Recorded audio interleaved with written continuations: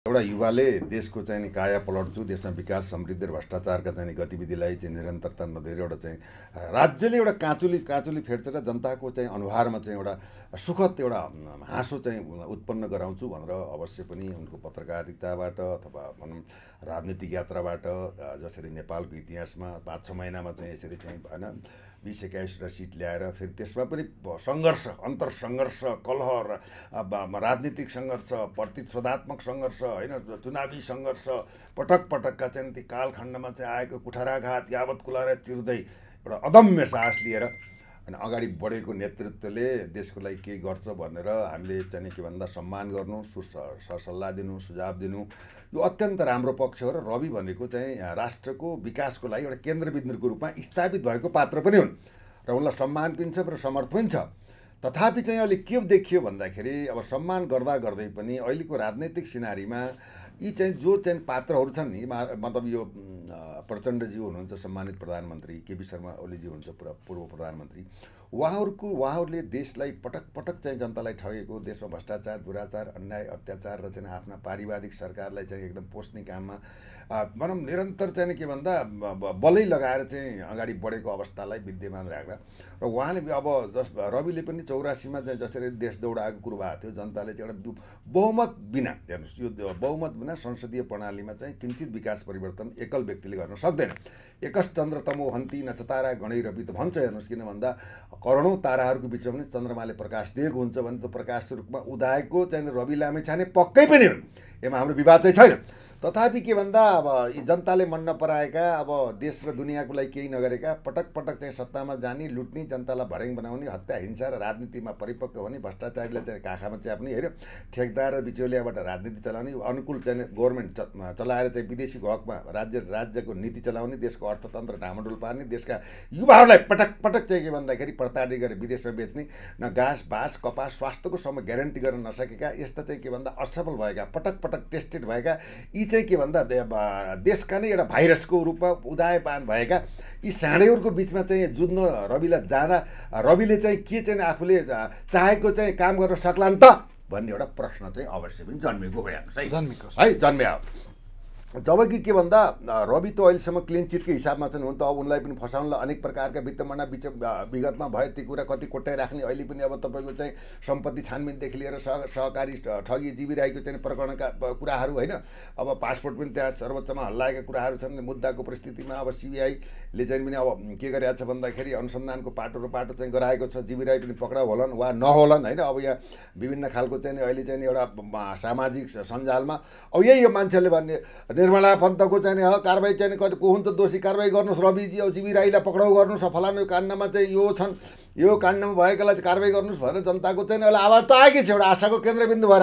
अब रवि लामेछानेको चाहिँ ज्यूको चाहिँ गृहमन्त्रीजीको कार्यक्षेत्र कति त्यो पनि त हामीले बुझ्नु पर्यो। उहाँले गर्ने भनेको गृहमा रहेको प्रहरी प्रशासन होइन, अथवा सशस्त्र प्रहरी वा राष्ट्रिय अनुसन्धान र चाहिँ भनौँ यो प्रशासनिक होइन निजामती प्रशासनको सिडिओ भनौँ 77 जिल्लाको लागि व्यवस्थापन कार्य सम्पादन र आफ्नो क्षेत्रमा रहेकालाई चाहिँ भ्रष्टाचार मुक्त शून्य सहनशीलताको अवस्थामा पुर्याउन सक्ने वातावरण अवश्य पनि बन्न सक्छ। उहाँको कार्यकालमा नेपाल प्रहरीलाई सुदृढ सक्षम निर्भीक र चाहिँ राजनीतिभन्दा मुक्त गरेर अनुसन्धान गर्ने पाटोलाई जुन राजनैतिक एउटा छविले नेपाल प्रहरीको छवि आँच मान मर्यादा र उसको सम्मान गिराइएको अवस्था राजनीतिक भनौँ नेतृत्वले पटक पटक चाहिँ प्रहरीलाई ढाल बनाएर उनले चाहिँ एउटा सेक्ने काम रोटी सेक्ने काम गरेका छन्।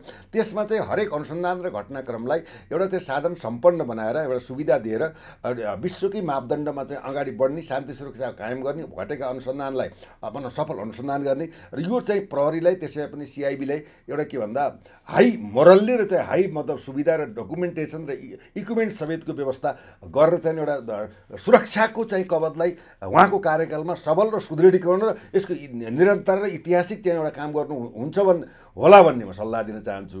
बाँकी चाहिँ के त भन्दा अहिलेको परिस्थितिमा अब कस्तो देखियो त भन्दा अब तुरुन्तै अब सरकारको पनि अब आयु कम देखियोस्। अब यहाँ के भइदियो भन्दाखेरि प्रचण्डज्यूले चाहिँ के भन्दा शेरबहादुर देउपालाई होइन मतलब के भन्दा अन्तर्घात गर्नुभयो, धोक्का भयो, धाडी भयो, यो त चाहिँ बदमासी भयो होइन भनेर उहाँ चाहिँ अब हिजोदेखि सलबलाउन थाल्नु भएको छ। उपेन्द्र यादवलाई पनि आफ्नो पक्षमा सरकार नजाऊ भन्ने कुरा आएको छ। जसपादेखि लिएर अब चाहिँ तपाईँको चाहिँ यो चाहिँ तपाईँको चाहिँ के अरे माधव कुमार नेपालको पार्टी अब अरू गएर भनौँ सङ्गठित गरेर उहाँले 138 सांसदहरूको समर्थनको एउटा डाटा पनि तयार गर्नुभएको छ। टेक एन्ड गिभमा चाहिँ अमेरिकालाई गुहार गर्नुपर्ने कि दिल्ली दरबारलाई गएर मोदीको चाहिँ पञ्चामृत खान पर्ने खुट्टा हजुर उहाँ त मरि हत्या गरेर लाग्नु भएको छ। यहाँ त यो अवस्था यो देखेको छ। सरकार गठन अहिले पूर्णता पाएको छैन। हुन त अब हाम्रो सम्मानित प्रधानमन्त्री होइन, सरकार त बदल्दै जान्छ, फेरिँदै जान्छ, सरकारले पूर्णता त पाउँदै जान्छ। अब प्रधानमन्त्री त मै नै हो। जस्तो तपाईँले भन्दै गर्दा यति बेला गृहमन्त्री रवि लामिछाने बनिरहेको अवस्था छ। जस्तो प्रहरीहरूलाई पटक पटक आफ्नो फाइदाको लागि नेताहरूले युज गरेको भन्नुभयो तपाईँले। वाइ नट हो, सत्य। त्यो भन्दै गर्दाखेरि चाहिँ रवि लामिछाने 32 दिन प्रधानमन्त्री हिजोको दिनमा भइरहँदा सबैभन्दा बढी प्रहरीले तरलता पाएको, काममा सहजता पाएको रवि लामिछानेको कार्यकालमा थियो भन्ने चर्चा हुन्छ, प्रहरीहरूबाट नि हुन्छ। होइन, यस्तो मैले रवि लामिछाने गृहमन्त्री हुनुपर्छ, देशमा सुशासन कायम हुनुपर्छ, दण्डहीनताको अन्त हुनुपर्छ, कुनै पनि अपराधीलाई चाहिँ तेरो मेरो नभनिकन चाहिँ कानुनी कठघरामा उभ्याउनुपर्छ, एउटा निष्पक्ष चाहिँ एउटा छानबिन हुनुपर्छ, त्यसमा आफू नै किन्न नपरोस् भन्ने खालको उबाट रवि लामिछानेजी विगतमा बढेको अवस्था पनि हो। र चाहिँ प्रहरीलाई तटस्थ चाहिँ के भन्दा यहाँ त पहिलाका चाहिँ मन्त्री हुँदाखेरि ब्यारेकमा जाने, सलामी खाने, अब संयुक्त सिपाहीसँग भात खाएर चाहिँ एकदम लोकप्रिय हुने, एउटा स्ट्यान्ड कमाउने, अनेक प्रकार नौटङ्की त मात्रै भएको छ नि। कानुनको पक्ष दिँदो छ। तथापि चाहिँ प्रहरीलाई उहाँले माया सम्मान गरेको र उहाँले गर्नुहुन्छ भने त्यसमा पनि एउटा प्रश्न छ। हामी शुभेच्छक भएको नाताले उहाँ विगतमा गृहमन्त्री भएको अवस्थामा हामीले एउटा भनौँ राजनैतिक डिजाइनको होइन अहिलेको विसङ्गति, विकृति, भ्रष्टाचार, अन्याय, अत्याचार र विभेदका यी कुराहरूले पारदर्शी हुनुपर्छ। एक्सन प्लान, हामीले एक्सन प्लानसहित उहाँलाई शुभकामना दिएकै हेर्नुहोस् है, उहाँले गर्नुभएको पनि हो। तर विडम्बना देखि नै हाल्नु, उहाँले गर्नु त पाउनु भएन। तथापि चाहिँ के भन्दा अहिले अब चाहिँ अब नआउनु एउटा के छ भन्दा अहिले उहाँले चाहिँ जस्तै प्रधानमन्त्री भएर चाहिँ उ गरे इतिहास रच्ने कुरा आउँथ्यो। तर के भन्दा एकल बहुमत छैन। यहाँ त चाहिँ के हुन्छ, बहुमतले नै ढाड सेक्छ हेर्नुहोस् होइन। भोलि बिहान चाहिँ के भन्दाखेरि अब रवि लामिछानेले गर्न चाहेर पनि यहाँ के हुन्छ, बाधक त चाहिँ के भन्दा एउटा रिमोट चाहिँ तपाईँको केपी शर्मा ओलीजीसँग छ। अब चाहिँ एउटा चाहिँ लगाम चाहिँ कहाँ छ भन्दा प्रचण्डजीसँग छ भने यो लगाम र चाहिँ रिमोट चाहिनेको बिचमा उहाँ चाहिँ जुद्धै हुनुहुन्छ। तथापि चाहिँ के भन्दाखेरि नजानु अहिले चाहिँ के भन्दा वाच एन्ड सीमा बसेर जनताको अभिमत र जनताका मुद्दाहरूलाई अक्षरशः चाहिँ सदनमा चाहिँ व्यवस्थित गराएर कानुनलाई कार्यान्वयन गरेर आफ्नो निर्वाचन क्षेत्र अथवा नेपालका सबै चाहिँ 77 जिल्लामा गएर सन्देश प्रवाह गरेर चाहिँ यदि विगतमा चुनाव भइ नै हाल्यो भने त्यसमा बहुमत लिएर जानुभएको भएदेखि चाहिँ यसमा चाहिँ अलिकति राम्रो हुन्थ्यो। तथापि चाहिँ के भन्दा आफ्नै पार्टीबाट पनि के भएको छ भन्दाखेरि केही विरोधात्मक परिस्थिति आएको छ कि यो सत्ताको मोह, यो गृहमन्त्री नै किन चाहियो, हामीले त मन्त्री नभएर पनि त सेवा गर्न सक्छौँ भनेर उहाँकै संसदले प्रतिवाद गरेको अवस्था छ। यसैमा पनि प्रचण्डजीले चाहिँ के अरे वर्षमान पुनलाई चाहिँ उ गर्नुभएको छ भने एमाले चाहिँ के अरे के अरे महासेठ के रघुवीर महासेठको नेतृत्वमा गर्नुभएको छ। त्यसै गरी अब जसपाले उपेन्द्रमा छ, उहाँले पनि चाहिँ के भन्दा अब स्वर्णिम वाग्लेको उसमा गएर चाहिँ उ गर्ने हिसाबमा चाहिँ अर्थमन्त्री स्वर्णिम वाग्ले भएको भए पनि त्यसमा अलि उत्कृष्ट कुरा हुनुहुन्थ्यो। अब गृहमा त जानुभयो, ठिक छ, उहाँले त्यसै जुन मन्त्रालयबाट चाहिँ भकुण्डो खेलाइएको थियो त्यसमा जानुपर्छ भन्दा इगो हट पनि हुन्छ, त्यसमा जानुभयो। तथापि चाहिँ अब हामीले उहाँलाई विरोध गर्नुभन्दा पनि उहाँको कार्यकाल सफल रहोस्। अब यहाँ त फाइल पल्टाउँछु भनेर फाइल पल्टाएर कसरी सल्टाउने, त्यसलाई एन्डी त गर्नु पऱ्यो। त्यसमा के भन्दा गृहमन्त्रीको चाहिँ टासोले मात्र हुँदैन। यहाँ त के भन्दा प्रधानमन्त्री त यसो कार्यकारी शक्तिको चाहिँ अधिकार त कार्यकारी भनौँ शक्ति त प्रधानमन्त्री लिएको अवस्था हुन्छ।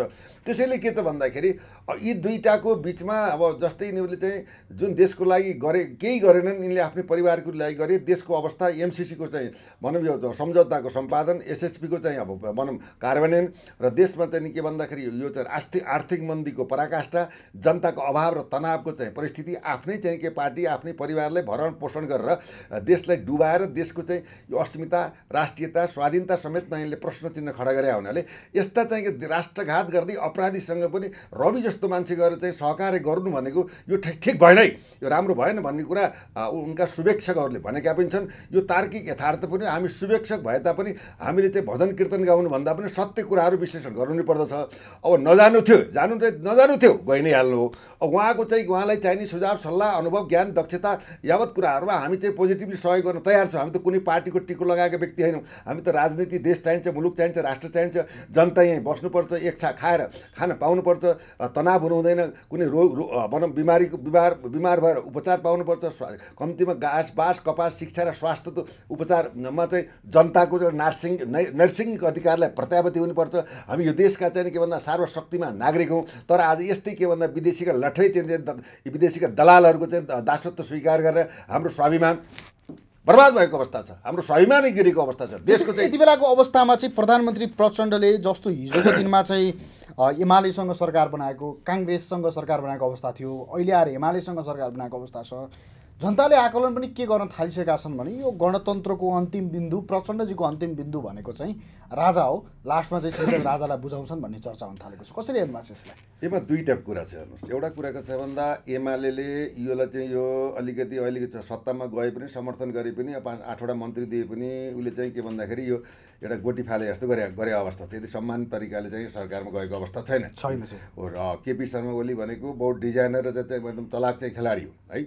उनलाई चाहिँ के भन्दा धर्म बचाउ अभियानमा चाहिँ दुर्गा प्रसाईको चाहिँ के भन्दा ले चाहिँ उनप्रति गरेको लक्षित कुराहरूलाई पनि मध्यनजर राख केन प्रकारले सत्तामा जानुपर्छ भन्ने एउटा चाहिँ त्यो गलत मनसाय पनि तिनमा उब्जेको हुनसक्छ। भनेको दुर्गा प्रसाई सिद्धाउनुको लागि चाहिँ त्यो किन भन्दा उनको त अब चाहिँ एमालेको त लगभग चाहिँ के भन्दा अब भनौँ त्यो बाहिर आएका प्रमाणहरूले चाहिँ प्रमाणित गर्ने भने त अब ती जति आएका छन् उनको विकल्प त छैन, सजाएर कारबाही बाहेक विकल्प छैन। त्यसले गर्दाखेरि मेरो राजनीतिक समाप्त भयो।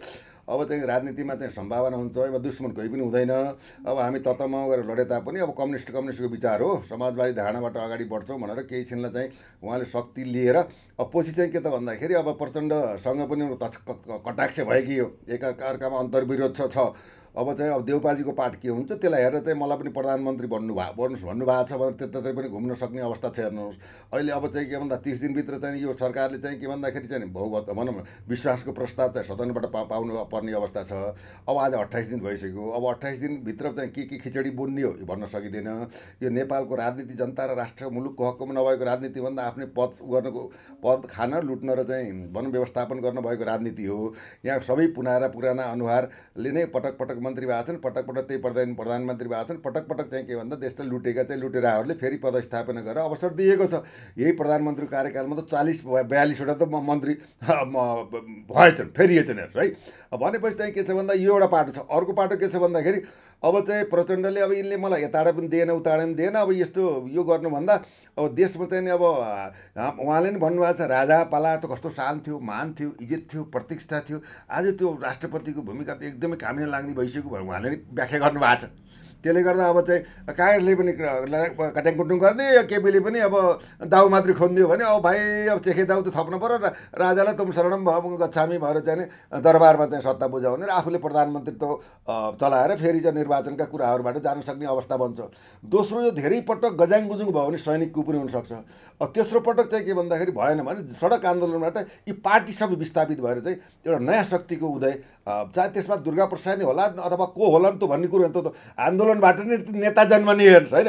योमा चाहिँ यही नै नेता भन्न त सकिन्न। त उनीहरू राष्ट्र संस्थाको सम्मान गरेर चाहिँ अर्को नयाँ शक्तिबाट चाहिँ देशमा राजनैतिक चाहिँ यो परिवर्तन हुनसक्छ। हेर्नुहोस् या त यसै भन्न सक्ने अवस्था छैन नि। अब देउपाको चाहिँ कटाक्ष र देउपाले त अहिले हात धोएर चाहिँ लागेका छन्। अझै पनि तपाईँको चाहिँ के अरे तपाईँको चाहिँ बुढा नीलकण्ठमा हिजो चाहिँ 3 वर्ष मिटिङ भएको छ राति। हेर्नुहोस् अहिले पनि मिटिङ जारी छ। हेर्नु त उनीहरूले के भन्दा पैसा आफूले त साम दाम दण्डभेद जेबाट हुन्छ सत्ता चाहिन्छ भनेर त आर्जु राणाको पनि यसमा के छ भन्दा भोलि चाहिँ भनौँ प्रत्यक्ष भुटानी शरणार्थी काण्डमा चाहिँ तपाईँको चाहिँ 2 करोड खाएको त अडियो आएकै अवस्था हो। विभिन्न कालखण्डमा चाहिँ आर्जुको पनि राजनीतिक भनौँ भ्रष्टाचारमा चाहिँ अछुतो भएको अवस्था छैन। त्यहाँ त एउटा त्यो बालकृष्ण खानलाई र त्यो मन्जु खानलाई नाटक बनाएर त्यहाँ त सानो माछाको फ्राई गरिआयो, ठुलो माछा त बाँकी नै छ। त्यसले गर्दा यावत काण्डलाई गर्दाखेरि अहिले जे जस्तो अवस्था आए पनि अब चाहिँ काङ्ग्रेसले चाहिँ अब काङ्ग्रेसको महासमिति अधिवेशनमा चाहिँ 1100 समथिङमा उसले चाहिँ हिन्दू राष्ट्रलाई बहस गर्ने कुराहरू आएको हुनाले अब यहाँ के छ भन्दा काङ्ग्रेससँग चाहिँ नि के भन्दा भनौँ राष्ट्रवादी समूह मिलेर पनि यसको ध्रुवीकरण हुनसक्छ। हेर्नुहोस् है। अब किन भन्दा विदेशी डिजाइनमा पनि भारतले पनि अब नेपालमा वैदिक सनातन धर्मको स्थापना हुनुपर्छ भनेर लागेको छ। अब राजाको क्रेज बढेको अवस्था छ। अब केपी ओलीले राजालाई त भन्नुभएको छ। त्यस्ता शब्द त राजनीतिक नेतृत्वले बोल्ने शब्द हेरन्। विचार दिन पाइन्छ, वक्तव्य दिन पाइन्छ, शिष्टता, मर्यादा, अनुशासन, व्यवहार, नैतिकताको धरातलमा रहेर गर्नुपर्छ। त्यसमा केवल मुखै छाडेर चाहिँ एउटा नेतृत्व र व्यक्तित्वले चाहिँ के भन्दा जुन शब्दहरू प्रयोग भए यी शब्द प्रयोग पनि यतिसम्म घृणित छन् कि जसको चाहिँ अब त्यो शब्द प्रयोग गर्दाखेरि यो मान्छे कस्तो होला भन्ने प्रश्न चिन्ह उठेको अवस्थामा यी विभिन्न खालको जस्तो जीवी राईको चर्चा गर्दै गर्दा कृष्ण सर यति बेला गृहमन्त्रीको प्रथम काम नै जीवी राई समात्ने हुन्छ। अब जीवी राईलाई चाहिँ कटघरामा रवि ल्याउँदैछन् भन्ने देशमा सर्वत्र चर्चाको विषय बनेको छ। के हो यो सत्य हो? अब यहाँ के हुन्छ जस्तो लाग्छ भने नि अब हेर्नुहोस् अब के गृहमन्त्री रवि लामी सानो हुँदा बित्तिकै जादुको छडीले चाहिँ आँखा बन्द गरेर चिप्लेको बटम थिचेर त जीवी राई आउने होइन। हेर्नुहोस् होइन, एउटा सिस्टम छ, विधि छ, प्रणाली छ। यो त पहिले चाहिँ के भन्दा अब सहकारी ठगीमा चाहिँ तपाईँको करोडौँ चाहिँ अरबौँ चाहिँ ठगेर चाहिँ भागेको व्यक्ति हेर्नुहोस् होइन। त्यसमा चाहिँ के भन्दा नेपाल प्रहरीले चाहिँ के भन्दाखेरि तपाईँको चाहिँ इन्टरपोलबाट पनि चाहिँ रेड कर्नर नोटिस पनि जारी गरेको अवस्था छ होइन, पक्राउ क्रममा जारी छ। तथापि चाहिँ के भन्दाखेरि अब उनी आउँदैमा पक्राउ हुन्छन् भन्ने चाहिँ छैन, प्रयास जारी भएको कुरा हो। अब रवि चाहिँ गृहमन्त्री हुँदा बित्तिकै यो चाहिँ के भन्दा आकाशै पल्टन्छ, 2 दिनमै समृद्धि छाउँछ, जनताले न्याय पाउँछ, सबै अपराधीहरू भित्र जान्छन् भन्ने कुरो होइन। उसलाई काम त गर्नु दिनु पऱ्यो। रविलाई म के सल्लाह दिन चाहन्छु भने त मिडिया स्ट्यान्डलाई छोडेर कर्ममा जानु पऱ्यो। मिडियामा बोलेर